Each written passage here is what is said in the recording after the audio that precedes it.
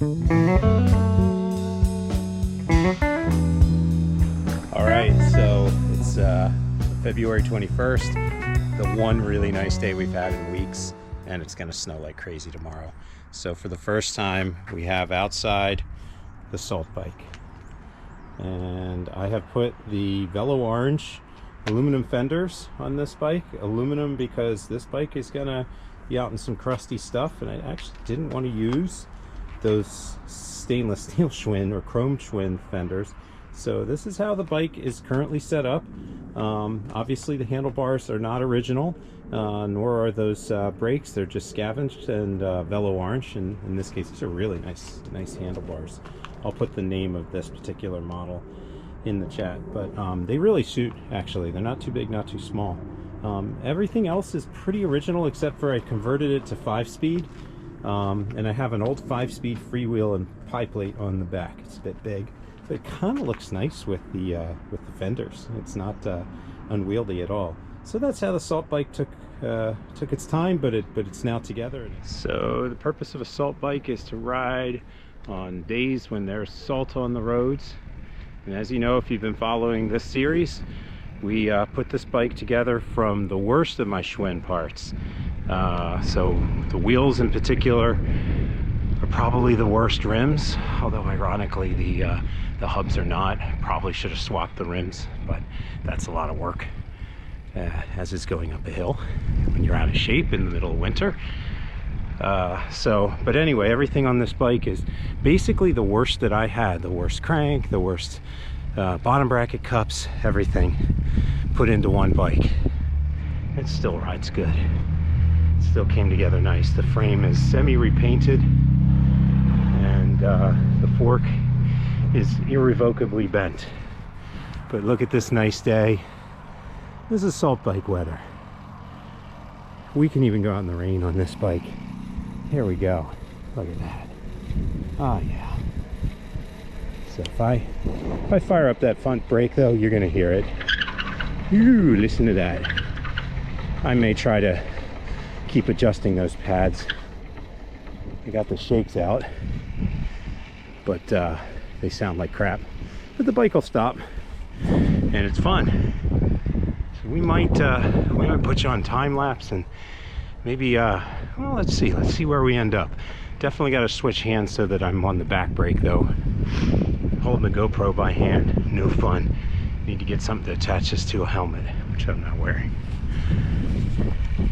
This hill is really steep, and I'm one-handing it, and so I'm all back brake, and I'm kind of soft shoeing it, to be honest with you, because I don't want to crash. So we're going really slow. If I had both hands, and I'd use that noisy front brake too. But we're doing fine. Back brake works good. Nothing wrong with that rear wheel, actually. It's feels good. It has a hop in it somewhere, but this bike actually rides nice. Feels perfectly confidence inspiring. I can already see my favorite little test trail is full of snow. I don't know that we'll be going on that. Look at that. This is like a great dog walk spot. Let's see. I don't know. Yeah. Huh.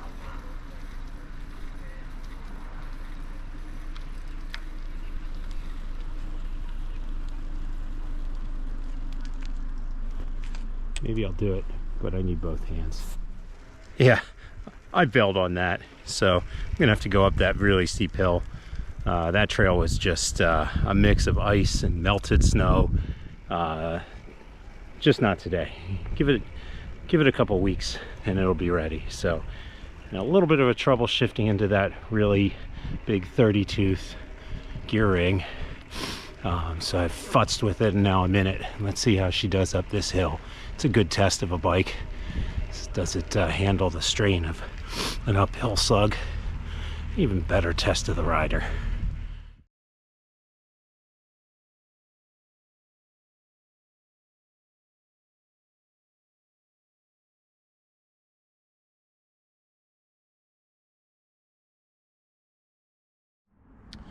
All right, that was a proper little cruise. Got a couple miles in. Front brakes atrocious. I've got to be able to do something with that. Change the angle of the pads to something. Very wide stance because these are not old school brakes, so they have a long play, which comes an advantage when you're putting bigger tires on. Rear brake is great. This old Schwinn seat, well, it's not that comfortable, you can tell, even though that's the slightly newer mid-70s, late 70s version. The plastic bottom, not the springs. It's not that comfortable. So we might switch that out if we're going to do pure upright riding. It's probably okay for 10-speed style riding where you're hunched over. But if your weight is on the back, yeah, it's just not where it's at. But otherwise good. Having fenders is spectacularly nice because you can ride through a lot of slop, and yeah, this bike just shrugs it off. It's spotless, and so really happy with this. A tweak of the brakes, a change of the seats, and there you have it. This bike's going to get a lot of riding this spring, especially if it stays so wintry.